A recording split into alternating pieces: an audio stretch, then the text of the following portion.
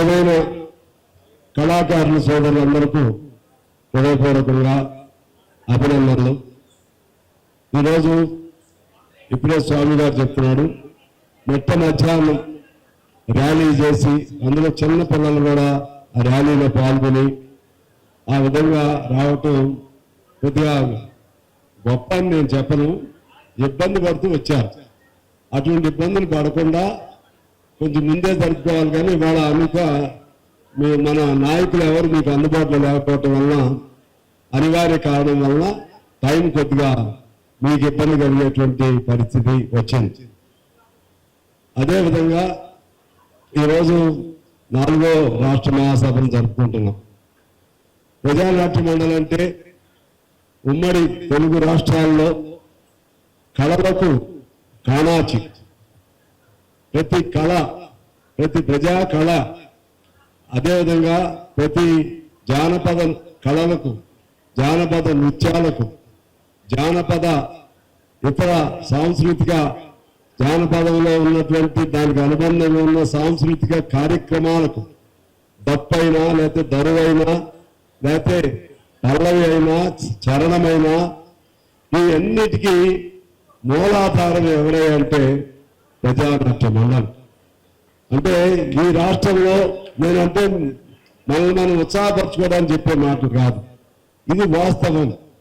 ఈ వాస్తవం దీని నుంచే ఇవాళ అనేక సంఘాలు అరుణోదయం వచ్చినా లేకపోతే ఇంకా ఇతర వామపక్ష కళాకారుల సంఘాలు వచ్చినా మాతృక మన ప్రజానాట్య మండలి. అలాగే ఇట్టా కూడా ఆల్ ఇండియాలో కూడా మన సంఘమే మొదటి సంఘం. దానికి అనుబంధంగానే ప్రజానాట్య మండలి మనం ఏర్పాటు చేసుకోవడం జరిగింది.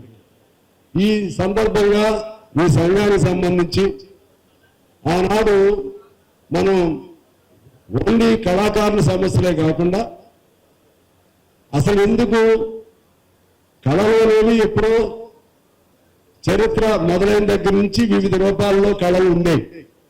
మానవ జాతి చరిత్ర మొదలైనప్పటి నుంచి వివిధ రూపాల్లో కళలు ఉండేవి. అప్పుడున్న రోజులను బట్టి, అప్పుడున్న సాంప్రదాయాలను బట్టి అలా ఉండేవి. కానీ దానికి ఒక రూపం తీసుకొచ్చింది ప్రజానాట్య మండలి. అంటే కళలు రాజులను ఆనందపరచడానికో లేకపోతే ఇతర ఆనందపడే విధంగా కార్యక్రమాలు చేయటం కోసం, వాటి కోసమే కాదు, కళలు అనేవి ప్రజల సంబంధించిన కళలుగా మార్చుకోవాలి. ప్రజల గొంతుకులాగా, ప్రజల భావాలకు ప్రతీకగా కళలు ఉండాలి. ఒకవైపు సాంస్కృతిక పరంగా ఎన్ని రూపాల్లో ఉన్నా సరే అంతిమ లక్ష్యం మనిషికి మంచి జరిగే విధంగా కళలు ఉండాలి అనే లక్ష్యంతో ప్రజానాట్య మండలిని పేరు పెట్టడం జరిగింది. ప్రజా కళలుగా మనం మలుచుకున్నాం. అంటే ఆనాడు తెలంగాణ సాయుధ పోరాటం, అదేవిధంగా వెట్టి చాకరీ, అలాగే కుల వివక్షత, అదేవిధంగా మన ఇంకా పేద రైతు, అలాగే భూస్వాముల దురాగతాలు, ఇలా అటు నిజాం పోకళ్ళు, ఇలా మనం ప్రతి అంశంలో ఎక్కడ దౌర్జన్యం జరిగితే అక్కడ నాయకుడి కంటే ఫస్ట్ కళాకారుడు గొంతు వెళ్ళిపోయింది అక్కడికి. ఎక్కడ ఇబ్బందులు జరిగితే ఆ ఇబ్బందుల్లో నుంచే కళలు పుట్టే విధంగా మనం ప్రజానాట్య మండలి ఏర్పాటు అయింది.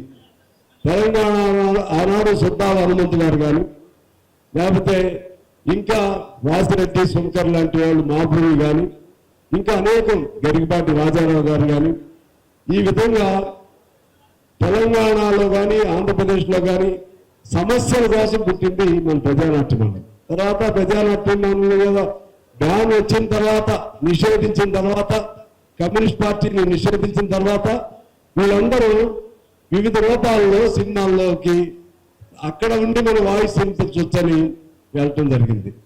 ఆ సినిమాల్లోకి వెళ్ళిన వాళ్ళల్లో గుమ్మడి గారు ఉన్నాడు, మిక్కిలేని రాధాకృష్ణ గారు ఉన్నారు, అల్లూరు రామలింగయ్య గారు ఉన్నాడు, నాగభూషణ్ గారు ఉన్నాడు, జి వరలక్ష్మి గారు ఉన్నారు, గుమ్మడి గారు, జి వరలక్ష్మి గారు, జమున గారు ఉన్నారు.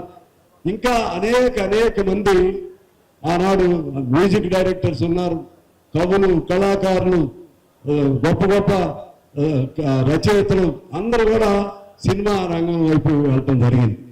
సో ఇటువంటి గొప్ప చరిత్ర కలిగిన ఈ ప్రజానాట్య మండలికి వారసులుగా మీరు వెళ్ళేందుకు మీకు అభినందనలు తెలియజేస్తూ, భవిష్యత్తులో ఇంకా మీరు ఇవాళ అందరిని ఇబ్బంది పెట్టి అక్కడికి పిలిపించారు.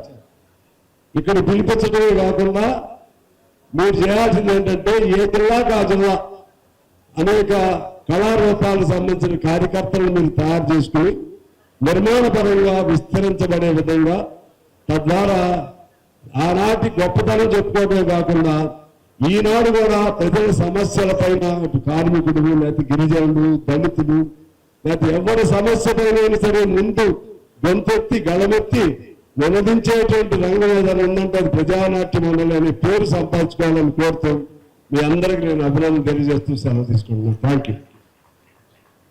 ఇప్పుడు సిపిఐ సీనియర్ నాయకులు మాజీ